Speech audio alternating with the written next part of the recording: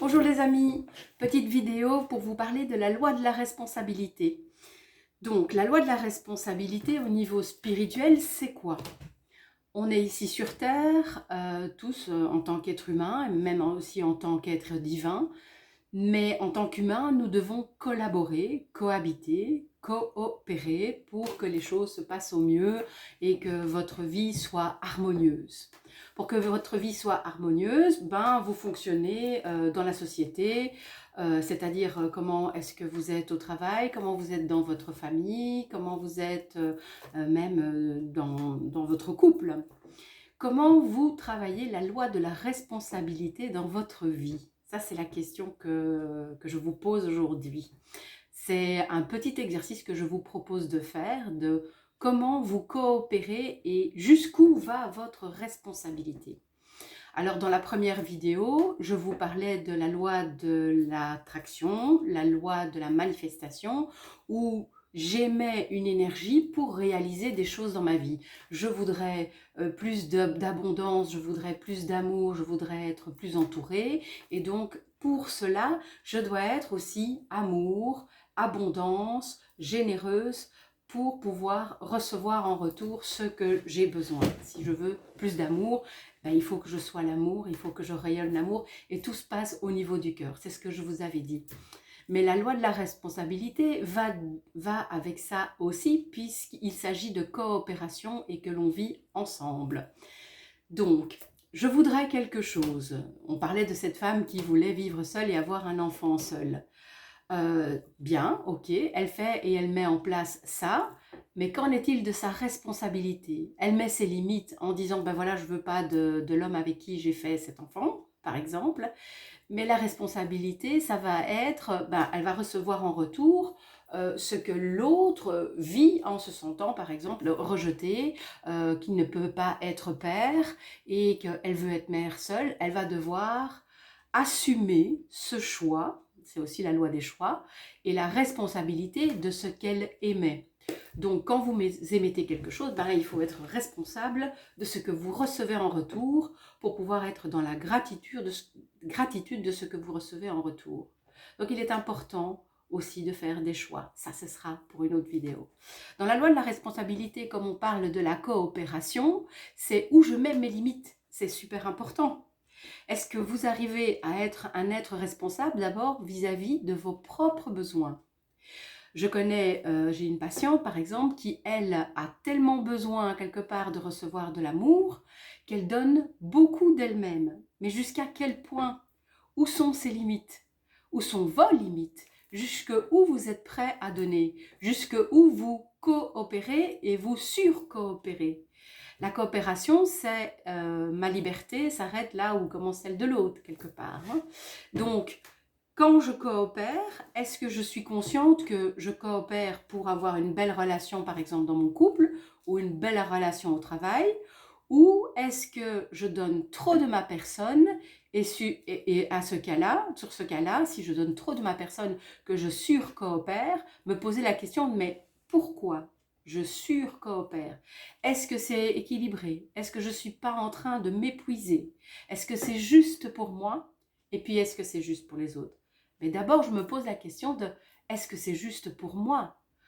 Si je suis fatiguée, si je ne me sens pas à ma place quelque part, me poser la question de, est-ce que je ne donne pas trop de ma personne?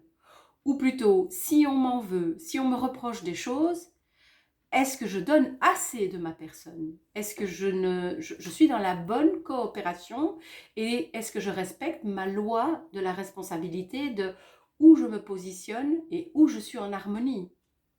Un exemple.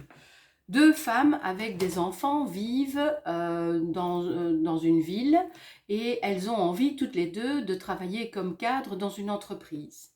L'une choisit avec son enfant de s'occuper d'abord de son enfant parce que c'est son choix personnel et parce qu'elle a ces valeurs-là et donc elle décide de moins travailler mais elle se sent frustrée par exemple, c'est le cas d'une cliente, elle se sent frustrée parce qu'elle met toute son attention dans son sentiment de responsabilité par rapport à son enfant et donc elle donne énormément à son enfant, elle surcoopère dans sa relation par rapport à son enfant et elle s'oublie elle-même.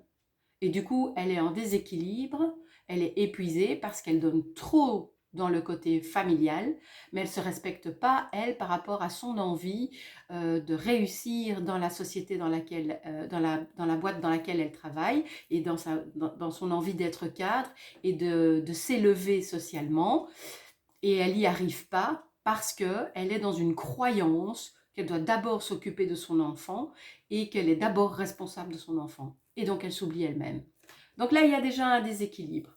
L'autre personne travaille dans la même société, a aussi des enfants, et elle trouve que c'est important, et elle met plutôt le niveau dans « je veux être cadre », et donc elle trouve quelqu'un pour s'occuper de ses enfants à la garderie, mais ils sont tout le temps à la garderie, et elle travaille énormément dans son travail professionnel. Du coup, elle se culpabilise parce qu'elle n'est pas assez présente pour ses enfants. Donc, il y a toujours ce jeu d'équilibre, de coopération par rapport à soi-même et par rapport à l'autre. Donc les questions à se poser, c'est, je fais ma liste et je me dis, c'est un exercice que je vous propose, vous faites votre liste et vous dites, dans ma vie affective, par exemple avec mon conjoint, dans ma vie professionnelle, avec mon travail, avec mes collègues, dans ma vie familiale avec mes frères et mes sœurs, dans ma vie amicale, qu'est-ce qui me fait du bien? Où sont les limites que je mets dans ma responsabilité de moi-même? Est-ce que je donne trop de ma personne ou est-ce que pas assez? Donc posez-vous la question de votre responsabilité par rapport à vous-même pour harmoniser un équilibre en vous et puis par rapport aux autres. Donc tout part toujours de soi-même. Et la responsabilité de ce que vous attirez, ça se passe là aussi. Si vous vivez des conflits avec des amis ou dans votre couple, par exemple, posez-vous la question de quelle est ma part de responsabilité dans la relation. Ce n'est pas un exercice pour vous culpabiliser, pas du tout. C'est simplement une prise de conscience pour savoir où vous en êtes. Et donc, quand vous faites des choix et que vous manifestez des choses, n'oubliez pas votre responsabilité et votre part dans ce que vous manifestez. Ça, c'est super important pour vous sentir bien. Si tout coule de source, si ce que vous manifestez vient à vous facilement et que tout le monde est heureux autour de vous et que vous n'avez aucun reproche et que vous vous sentez aligné, droite, bien dans votre vie et que rien ne coince et que vous ne recevez pas de reproches en retour, c'est que c'est juste. Vous êtes dans un bon équilibre entre votre responsabilité de l'écoute de vos besoins et la responsabilité de respecter les autres. Voilà, il s'agit aussi de respect de soi. Dans la loi de la responsabilité, il y a aussi le respect. Ça, ce sera une autre vidéo sur le respect. Mais je pense que je vous ai donné assez de matière pour travailler sur vous. Et si vous avez des questions, n'hésitez pas à me poser quelques petites questions et je peux vous répondre en retour. Je vous souhaite une belle journée et un beau week-end car nous sommes à la veille du week-end. Au revoir!